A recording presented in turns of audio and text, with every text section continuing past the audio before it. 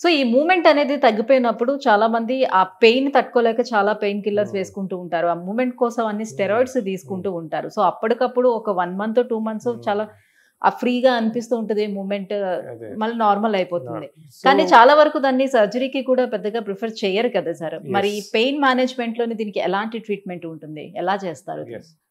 So, అదే నేను ఇంతకుముందు చెప్పినట్టు ఎప్పుడైతే ఈ రొటేటర్ కఫ్ మజిల్స్ మధ్యలో నీరు చేరటము, ఆ మూవ్‌మెంట్స్ బాగా తగ్గిపోవటము, adhesive capsulitis or frozen shoulder develop అయినప్పుడు డే టు డే లైఫ్ అన్ని ప్రాబ్లమ్స్ అవుతుంటాయి. హ్మ్. దానికి ఫస్ట్ ఇనీషియల్‌గా చాలామంది టాబ్లెట్స్ ట్రై చేస్తారు.